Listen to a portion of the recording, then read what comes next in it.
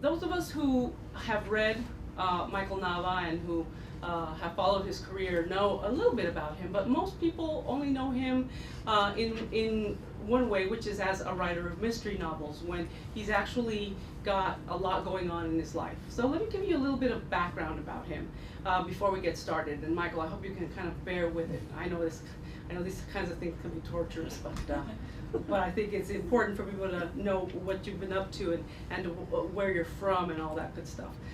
Michael Angel Nava was born on September 16th, Dia de la Independencia, in 1954 in Stockton, California. He grew up in Garden Land, a predominantly working class Mexican neighborhood in Sacramento, California, that he described as, quote, not as an American suburb at all, but rather as a Mexican village transported perhaps from Guanajuato, where my grandmother's family originated, and set down lock, stock, and chicken coop in the middle of California. His maternal family settled there in 1920 after escaping from the Mexican Revolution. At 12 years old, he started writing, and it was also around that time that he recognized that he was gay. He was the first person in his family to go to college and attended Colorado College, where he graduated in 1976 cum laude with a BA in history. He received a Thomas J. Watson Fellowship and spent the following year in Buenos Aires and Madrid, where he worked on translations of works by Rubén Darío. After returning, he considered graduate education in English or history, but he enrolled in Stanford Law School instead and received his JD in 1981. After graduating from the law school is when he began to write his Henry Rios series. The Little Death was the first book in the series, featuring an openly gay Latino criminal defense lawyer who worked in Los Angeles.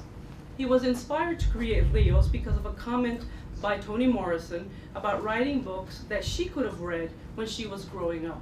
So I guess your idea was, I wanted to read gay detective novels, and there weren't any, so I better write my own.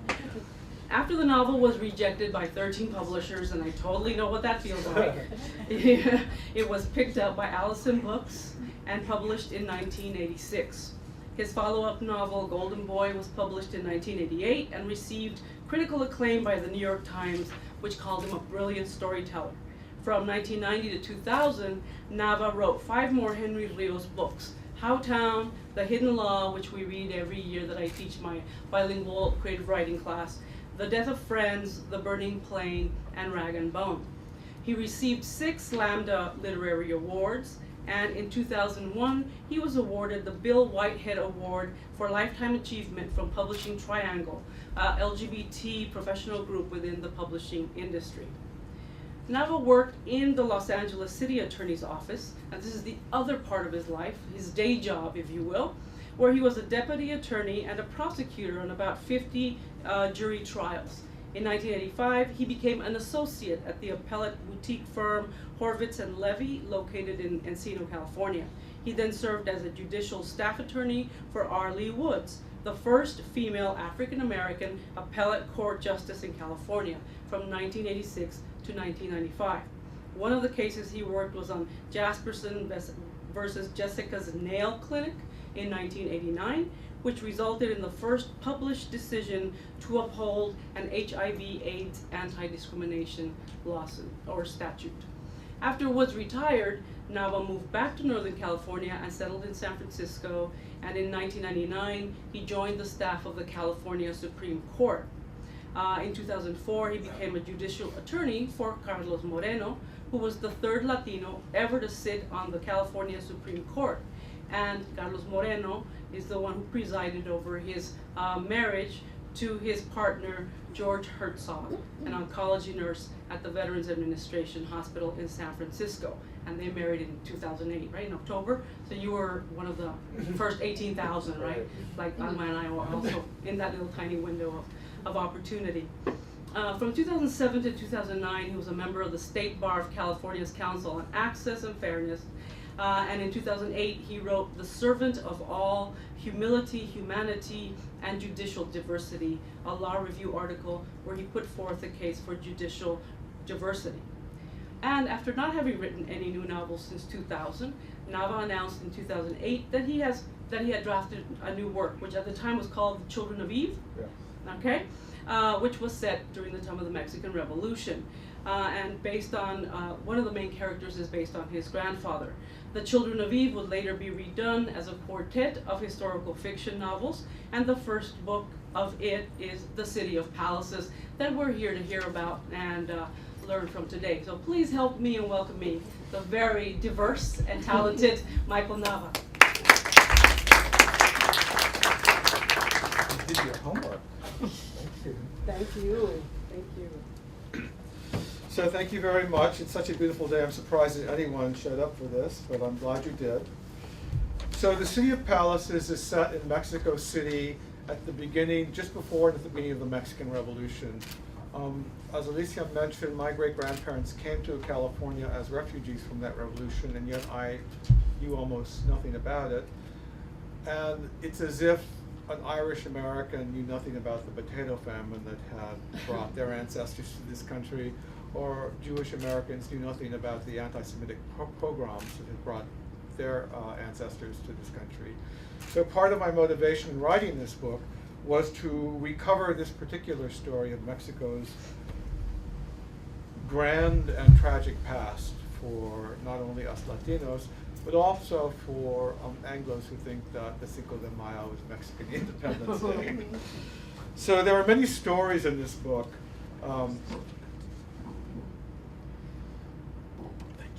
There are many stories in this novel, but in the spirit of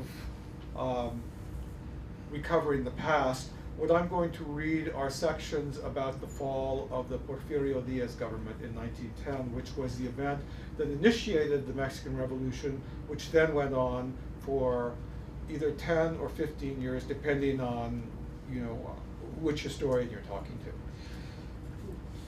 So let me just give you a little background, and then I'll read it. In 1910, the president of Mexico was an 80-year-old man named Porfirio Diaz. And Porfirio Diaz had been president of Mexico since 1876. He had originally fought alongside Benito Juarez, the great Mexican president, against the French invaders in the 1860s. After Juarez's death, Diaz became president, and he held on to that office for 40 years through a combination of rigged elections, coercion, and bribes. Think Mubarak, president of Egypt, and then you have a contemporary analogy.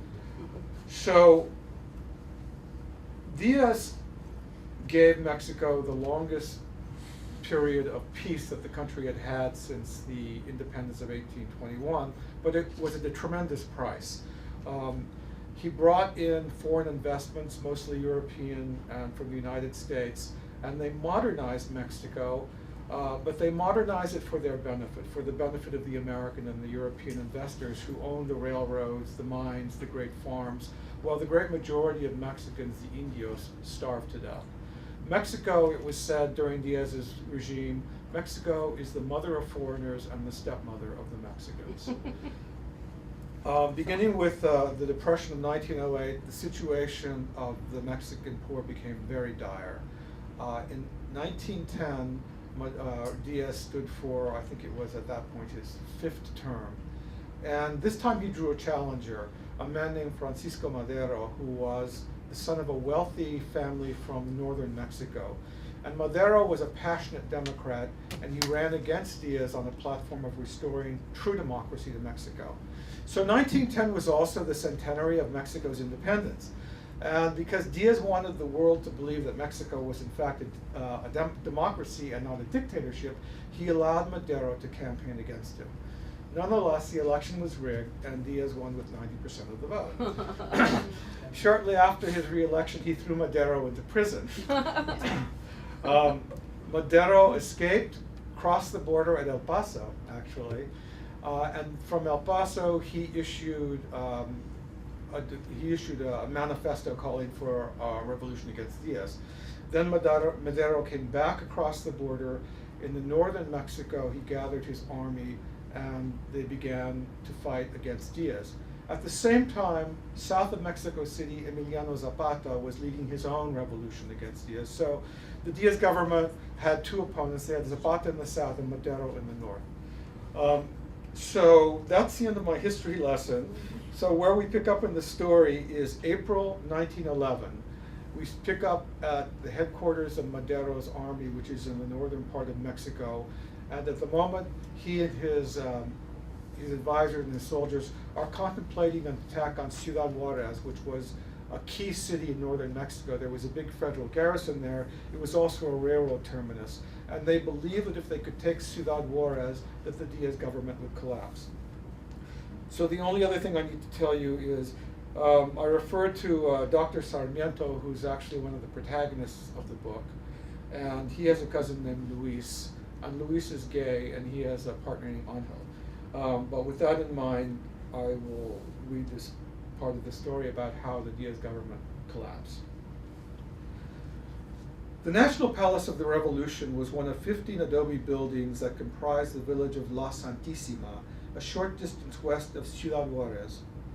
It was an evening in the last week of April 1911. Sarmiento sat at a long table where Madero's staff was assembled for a dinner of stewed pork, beans, and tortillas.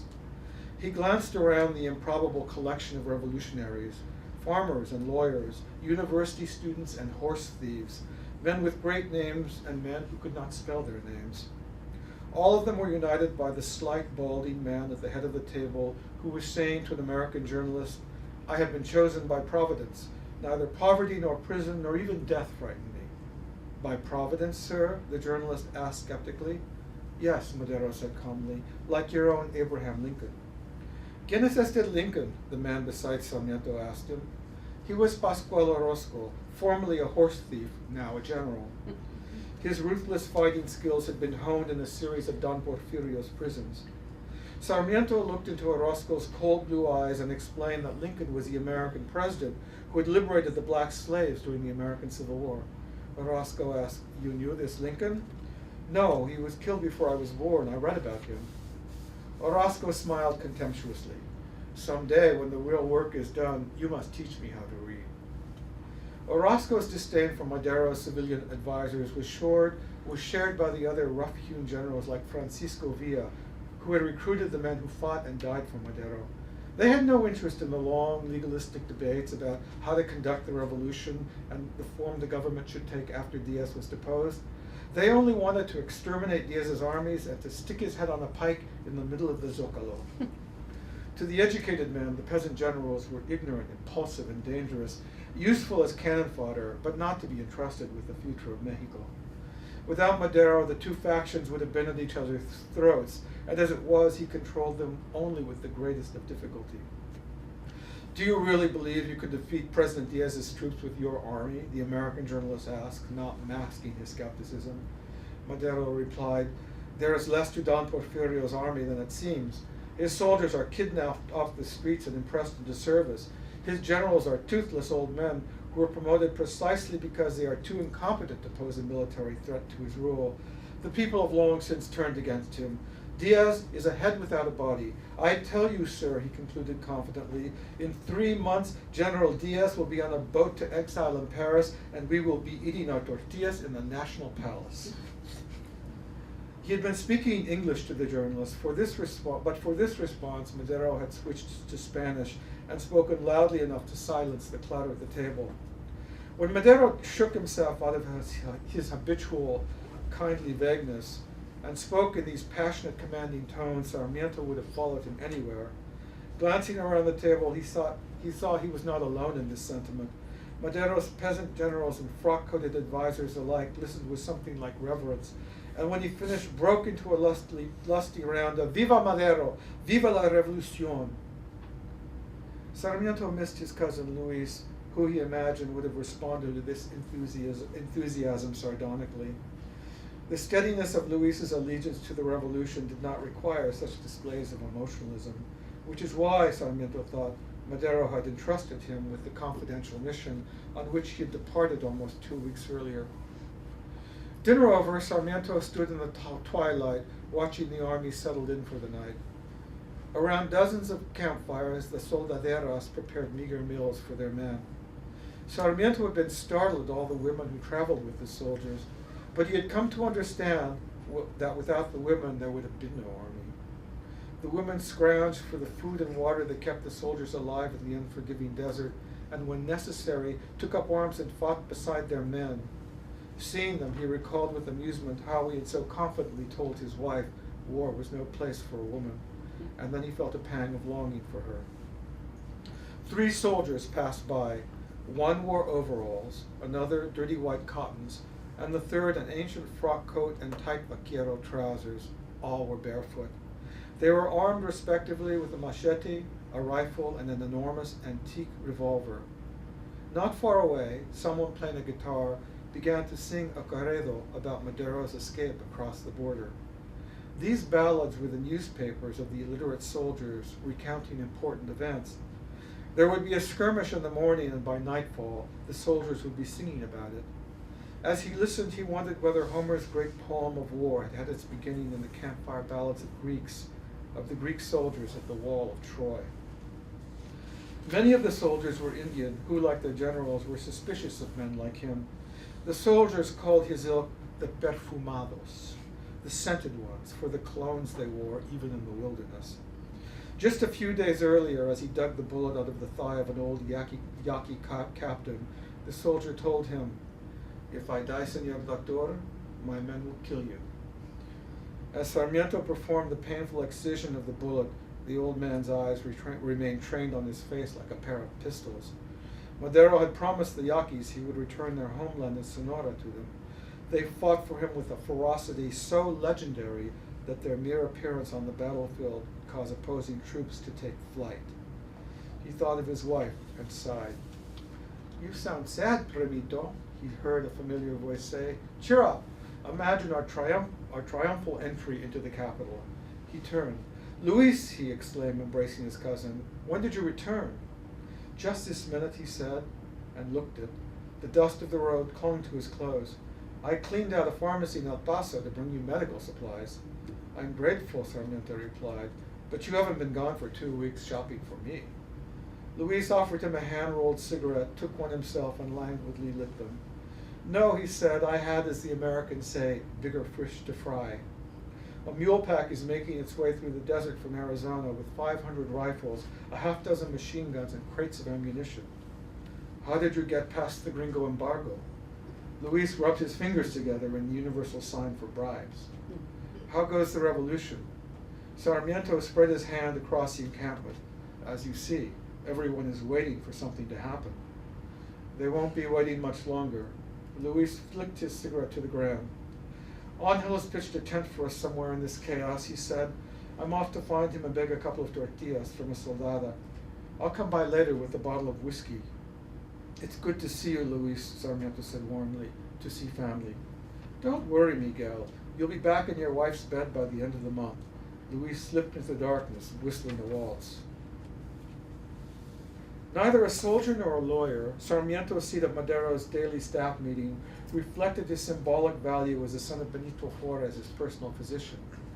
By the beginning of May, the meetings had devolved into profane shouting matches between the peasant generals and the perfumado civilian advisors. The fuse that had exploded the divisions between the two groups was the arrival of secret emissaries from Diaz offering a negotiated settlement. Diaz promised to appoint Madero his vice president and successor and to retire at the end of his term in 1914 in exchange for the disbanding of Madero's forces.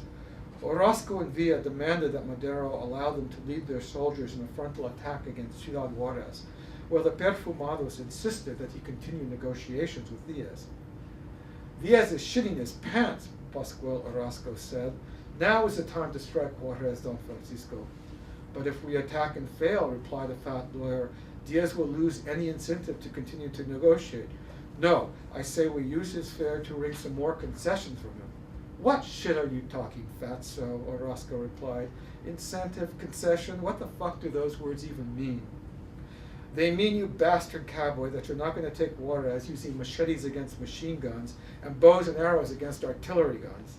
"Gentlemen," Madero said, raising a small pale hand, There is no question about the bravery and dedication of our troops, but Don Gerardo is right. The Federales have a huge advantage in weaponry. We will have only one opportunity to take Juarez, and if we fail, well, it's the gallows or the firing squad for all of us, and an end to our dreams of a better Mexico. For now, we will continue to talk with Don Porfirio's emissaries. He faced down the angry shouts from the generals. You are courageous fighters, he told them, and I know you love your men. Knowing that, I must ask you, why would you sacrifice our lives to achieve what we might yet achieve without bloodshed, the end of Porfirio Diaz? Luis said, pardon me, Don Francisco, but Diaz is a soldier. Whatever his emissaries may tell you, the only thing he really respects is force. He will not resign until it is clear that his army can no longer guarantee his survival. I agree with Don Pascual and General Villa. We should attack now. Diaz has sent his best troops into Juarez.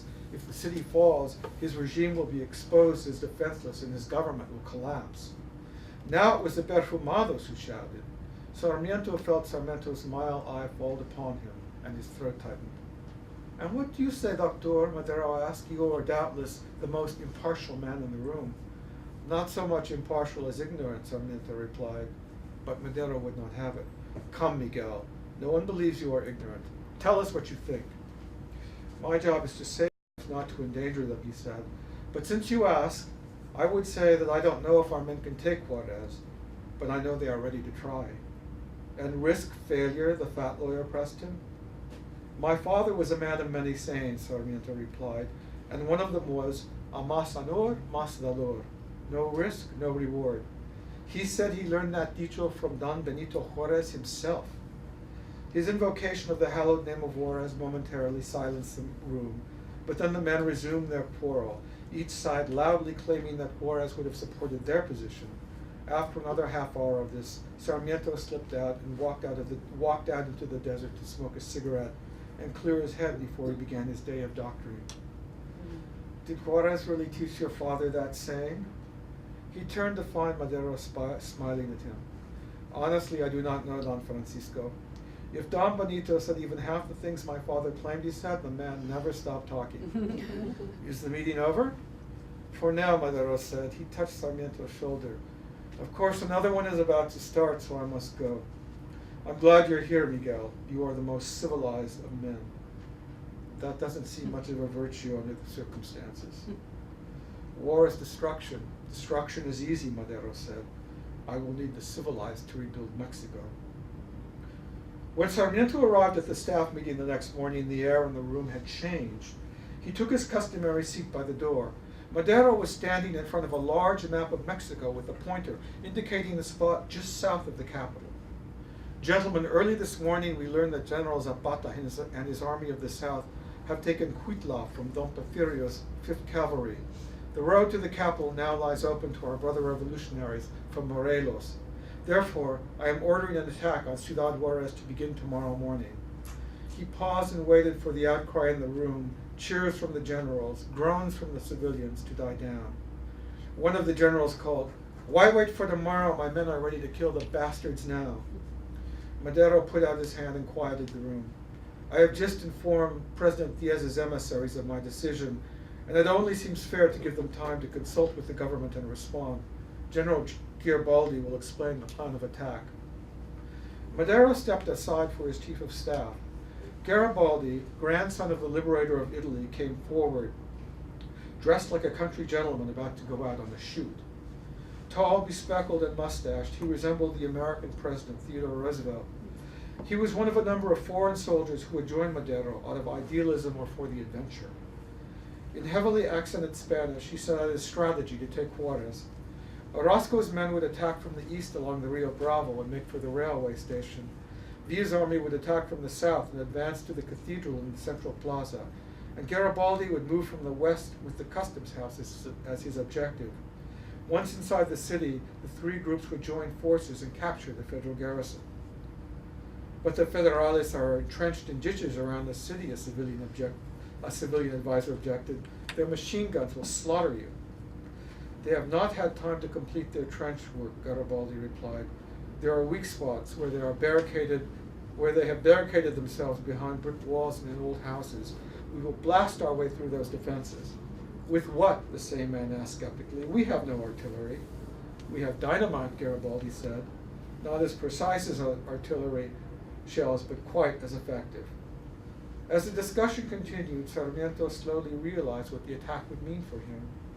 He was the only physician in the entire camp, and he had yet to experience battlefield conditions. The patients he had treated were more often sick with one of the diseases that festered in overcrowded and unsanitary conditions than wounded from the brief skirmishes with the Federales. Dread gripped him as he imagined the carnage to come. Through a pair of field glasses, Sarmiento watched the Battle of Ciudad Juarez begin at 7 o'clock the next morning, when, disregarding Garibaldi's orders to launch an infantry attack, Pancho Villa sent his cavalry charging the trenches of the Federales, where they were annihilated by machine gun fire. At the same time, Sarmiento heard the earth-shaking explosions of artillery shells and dynamites. Pillars of dust rose out of the assaulted desert like furious ghosts. By 7:30, the first casualties had begun to arrive, and thereafter, Sarmiento's view of the battle was of the mangled bodies of the wounded. Months later, Sarmiento would remember the strange idea that had taken hold of him on that endless day in Juarez as he worked on the soldiers. It had begun to seem to him that the bullets that maimed the men were not inanimate metal projectiles, but imbued with tiny malignant spirits that directed their destructive courses with an evil humor. Thus, a bullet sheared off the nipple on one man's chest, nearly but not quite severing it before it interred himself in his neck, where it would cost him the power of speech. Another bullet took out a general's eye, but did no further damage, while a third tore a tuft of hair from a soldier's scalp and buried it in a furrow that it dug between his shoulders. A fourth bullet made a precise, clean hole in the soldier's armpit, from which it sailed whimsically into his heart. There was the bullet that nicked a fingertip before shattering a collarbone. There was the bullet that caroomed within the body like a billiard ball, the bullet that efficiently perforated the bowel and departed, consigning its victim to an agonizing death from peritonitis. The bullet that chose to burrow into the soft, warm folds of a 13-year-old soldier's brain, blinding him, but leaving him alive. As he removed the bullets that he could, Sarmiento cursed them as if they could hear and understand his curses. Tears of exhaustion and grief ran down his dusty face. Blood dripped into his shoes from his blood-soaked trousers, and his feet squished with each step. That was how Madero found him at the end of the day, when the little man appeared to console the wounded. He took one look at Sarmiento and embraced him, smearing himself with the blood of his soldiers, and whispered into Sarmiento's ear, "You are the bravest of all, Miguel, to face this unbearable suffering and to work to alleviate it." Sometime later, in the darkness of the night he thought would never fall, his cousin Luis appeared. He led Sarmiento away from the charnel house that his hospital had become. Luis took Sarmiento to his room, where he helped him clean himself and change into fresh clothes. From there they went to the mess, where Luis made him eat a plate of beans that they washed down with whiskey. He returned Sarmiento to his room and put him into bed. "No," Sarmiento said hoarsely, trying to get up. "The wounded, they're still coming in." Luis pressed down gently on his chest, forcing him to lie down. "You'll take better care of them when you're rested," he said. "Get some sleep. I'll wake you when you're needed." Sarmiento wanted to raise his voice in further protest, but his eyelids felt as if they were weighted with stones. With his fading vision, he saw that Luis's shirt front was smeared with blood. "You are wounded," he croaked. "You are wounded," he croaked, touching his hand to his cousin's shirt. Luis shook his head. "No, it's not my blood. It's Angel's. He died in my arms this morning." Luis stroked Sarmiento's face. "Sleep now, primito. Tomorrow will be a better day." "How could it be?" It was a cry of agony. With a melancholy smile, Luis replied, "We are victorious, Miguel. Ciudad Juarez has fallen."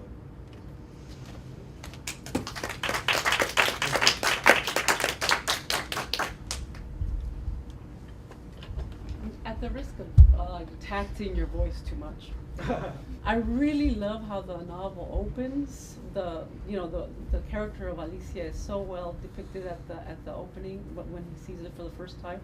Would you mind reading just a couple of those? Okay. Just that section a little more. I don't want to milk him as much as. All right. So the two protagonists in the book are Miguel Sarmiento, who you've met, who's a young idealistic physician, and his wife Alicia Gavilan, who is the daughter of an aristocratic family in Mexico City, who, as a teenager, had smallpox, and although she survived the smallpox, they disfigured her face. I know it's very difficult for us to imagine that, but this was in a time before there were vaccinations against smallpox, and if you Google smallpox scars, you'll see how horrible it looked. So Sarmiento and Alicia meet in a jail in Mexico City, where Sarmiento is gone to look for his father, who's been arrested because he's an opponent of the Diaz government. And Alicia, who has devoted her life to helping the poor of Mexico, has gone to assist a woman who's in labor. And so these 2 pages are about how they meet. The first time Sarmiento saw the woman who would become his wife, he thought she was a nun. She rushed toward him across one of the fetid courtyards at Belin prison, where he had gone to find his father. She was clad in a long dark dress he assumed was a nun's habit, and her face, also like a nun's, was veiled. She called out to him urgently, "Senor, senor, are you a doctor?" He raised his medical bag in assent as she reached him breathless. It was then he realized her costume was not that of a religious order, because although drab, the material was rich. The dress was of a shimmering silk of midnight blue, and the veil in the same shade dropped like a curtain from her bonnet, and was a finely woven lace mesh that revealed only the shadowy contours of her face. Her appearance in the courtyard had attracted the attention of the inmates, dirty barefoot men in tattered clothes, dark faces shaded by the broad brims of their high-peaked sombreros. They left off their fighting and dice to shout crude epithets at her. "Senora," Sarmiento said, "this is not a safe place for a lady." "A woman inmate is dying in childbirth," she said. "The midwife is late. Please, come quickly."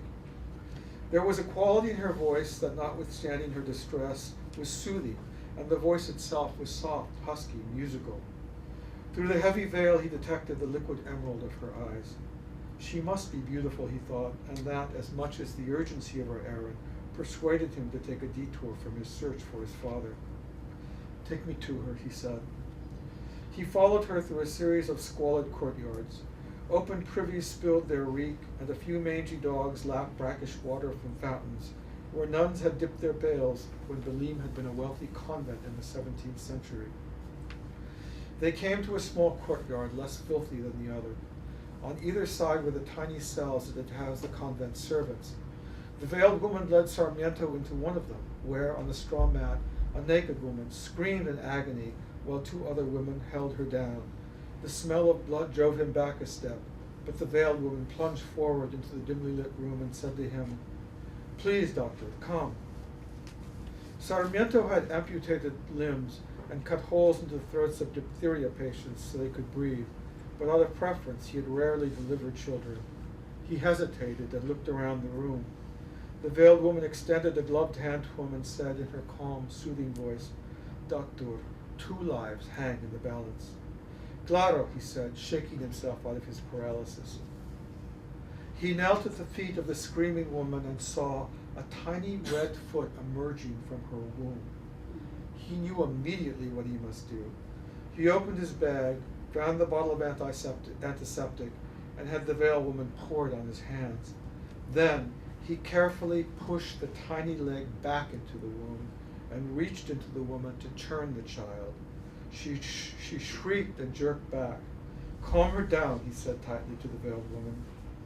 The veiled woman knelt beside the mother and murmured a stream of comforting words. In a moment, the woman's body relaxed a little, and Sarmiento continued to probe her. With exquisite care, he moved the child so that its head faced downward. "Now get her to push," he said. Yes, like that. Push, push.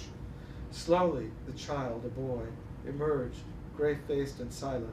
Sarmiento extracted him, severed the umbilical cord, and slapped his back.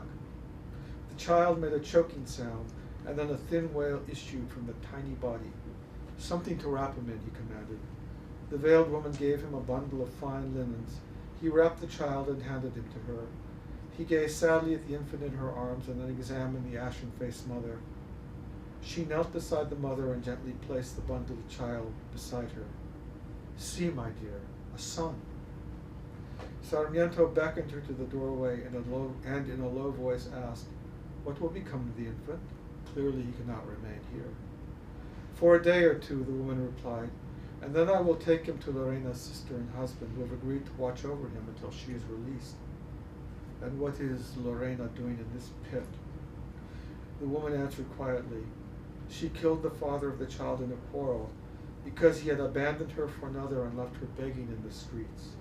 Will she recover? Yes, she should be fine, he said to the veiled woman. My father is here, I must see to him. Will you be able to care for her now? Yes, thank you, God bless you. What is your name, doctor? Miguel Sarmiento, he said. And you, senora, who are you? Alicia Gavilan, she replied. At that moment, a stout woman appeared at the doorway, out of breath and murmuring apologies, the midwife. She bustled into the room, shoving Sarmiento aside. Go to your father now, Doctor, Alicia Gavilan said. We will be fine here. Sarmiento grabbed his bag and left. Thank you.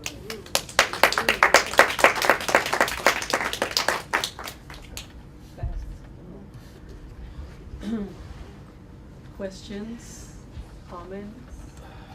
Don't be shy.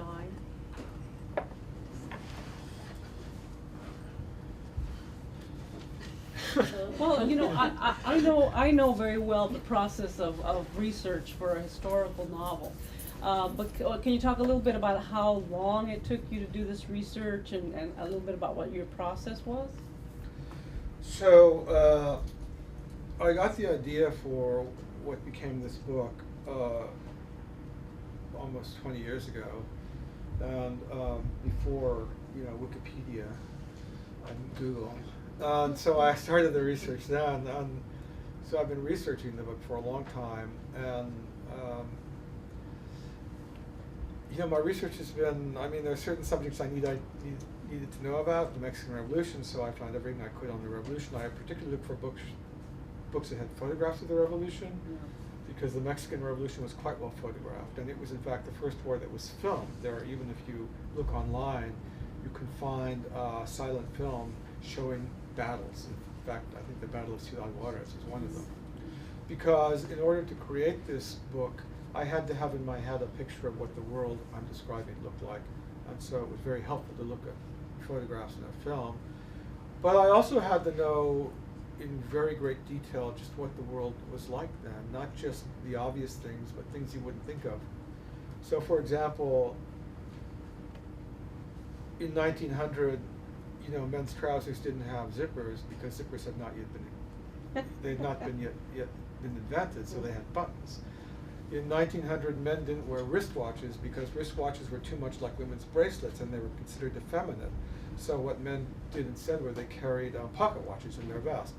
So those details aren't in this book, but in order to picture what Francisco Madero looked like, I had to know that he wore pants that had buttons and he had a pocket watch. He didn't wear a wristwatch. So it was really that level of research, and I would say 90% of the research I didn't end up in the book, but it's all in my head, and it was necessary for me to create this world. Right. Also, I love the research. Mexico City is a city now of 22 million. That's the official population is probably bigger. Yeah. But in 1900, it was a city of 435,000. And it was, it was surrounded by these 5 lakes, and right outside the outskirts or countryside, it was a beautiful city. And I fell in love with it. And if I could travel back in time, I would go there, although I would go as a rich person, because life was not good if you weren't rich in Porfirio Diaz in Mexico.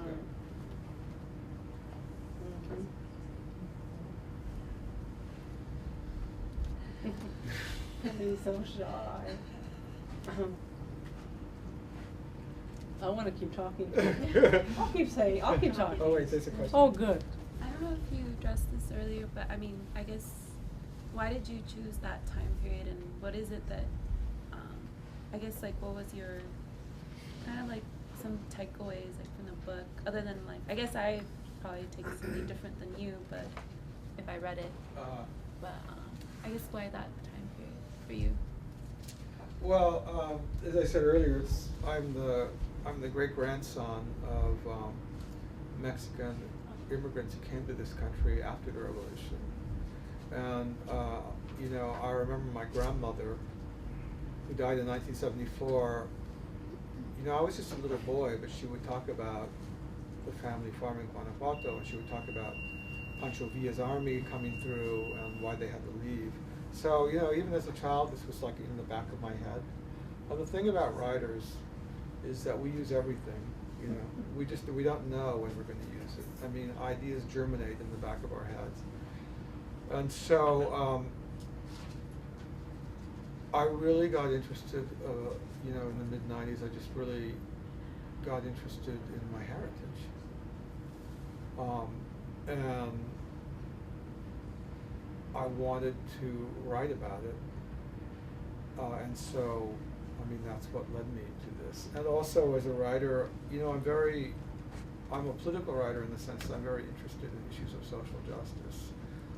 And the Mexican Revolution was a revolution of social justice. It was a moment when the poor of Mexico rose up against, you know, a government that basically had sold them out to foreign investors and overthrew it. I mean, the closest parallel, again, is what happened in Egypt a few years ago when Mubarak was overthrown. It was the same thing. So, you know, so that was also my interest.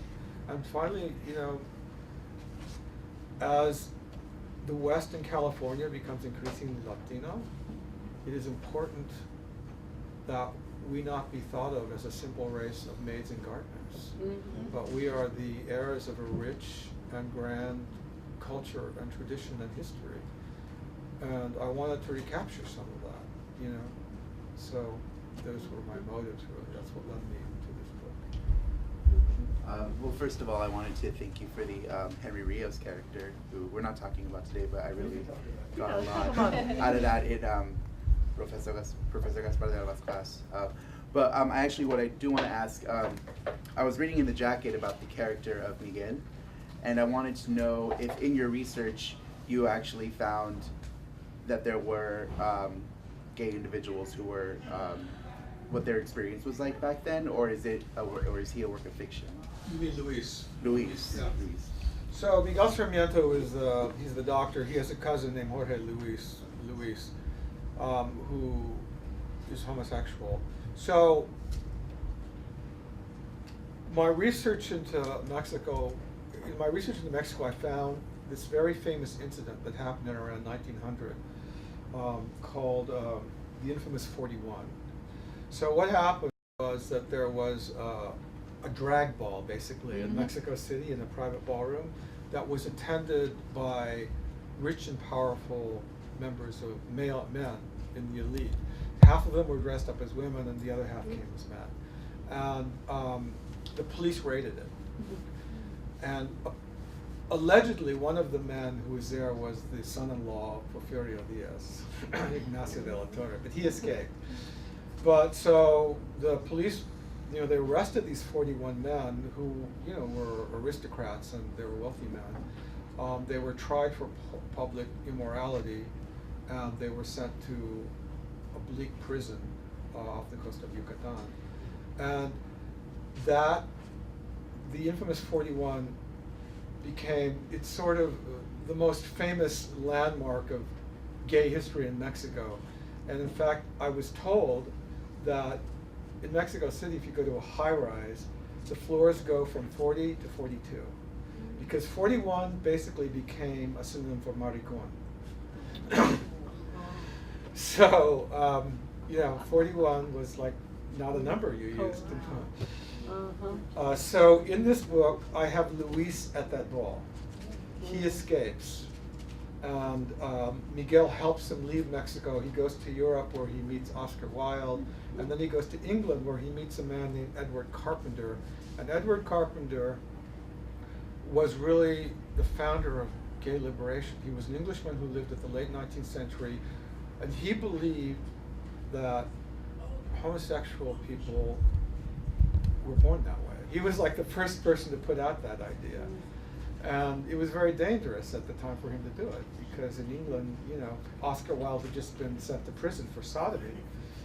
But Carpenter is really kind of the founder of all this. You should look him up. And so I have Luis meet Edward Carpenter, and through his discussions with Carpenter, Luis becomes convinced that there's nothing wrong with being homosexual. So, and he also gets imbued with this idea of, you know, it's not just for us to be oppressed.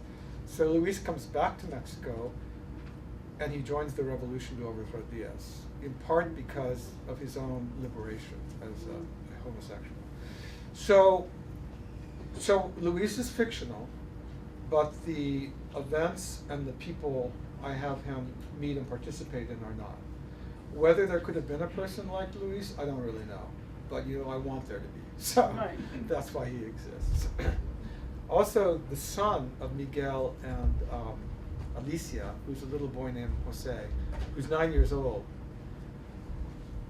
When you read the book and you read about him, you're going to pick up something. He's lonely, artistic, sensitive child. It becomes clear by the end of the book where he's headed. Where he's headed. Anything else? Let's talk about the Henry Rios novels, if you would. You know, just how that character came to be. Did you always know that you were going to write this long-term series about him? And then, do you miss him? You gave me permission to kill him. Remember in the story? No, I don't, but you can. I can, right? No, you can't. I can't now? No. Oh, I should have written the story when you gave me permission. Oh, man. So Henry Rios is the gay criminal defense lawyer in these 7 novels I wrote published between '86 and 2000. And I started writing the first one when I was in law school at Stanford because I hated law school and I was looking for some distraction. You know, I didn't set out to be a mystery writer. What I wanted to write about was the experience of being a gay man in a straight culture, which 30 years ago, as oppressive as it is now, this is a cakewalk, believe me. Yeah. And the reason I chose to write a mystery was, I don't know if you've read mysteries, but it's sort of the classic American noir mystery. You have the private eye, who is the hero, who's like a really decent human being, but who is despised by the people who engage his services to clean up their messes. Mm-hmm. You know, so I thought, well, that perfectly describes the situation of, you know, a gay man. A gay man stands outside of the culture. This culture despises him, and yet, you know, he's just trying to live a decent life. So the mystery was just a vehicle for exploring what it's like to be gay, you know.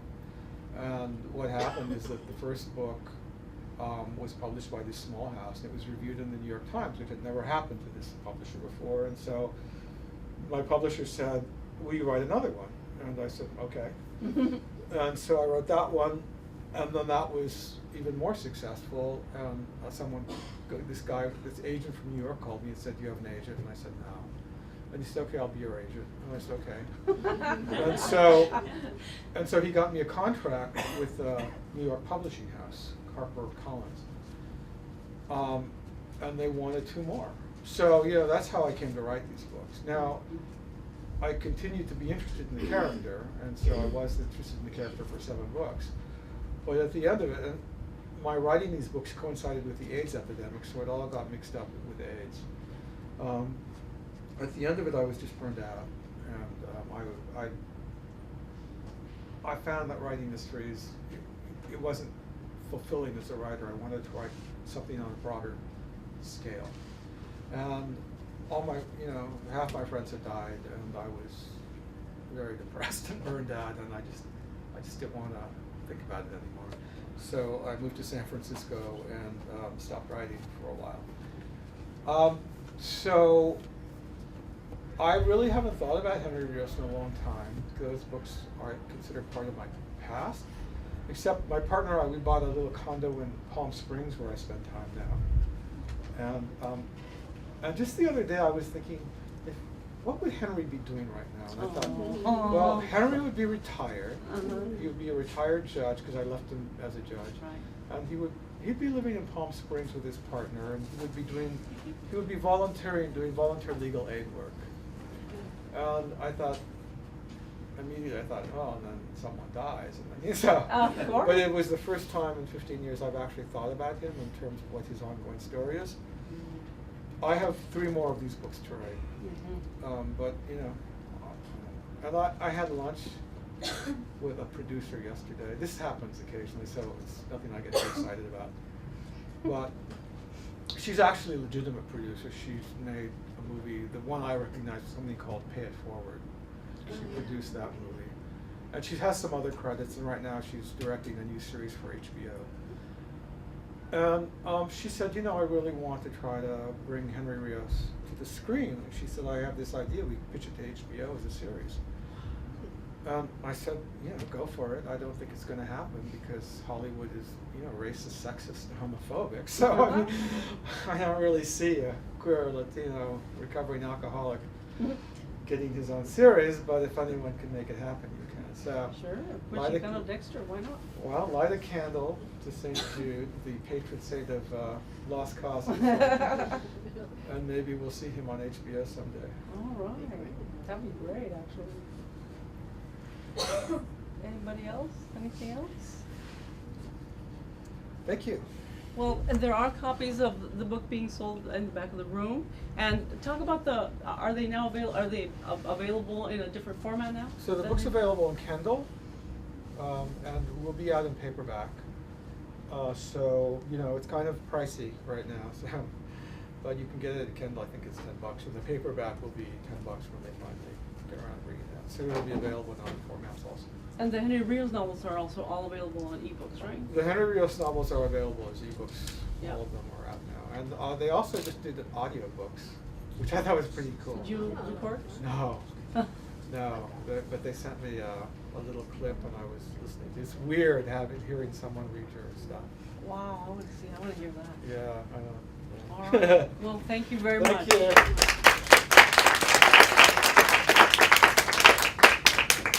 Around the corner, we'll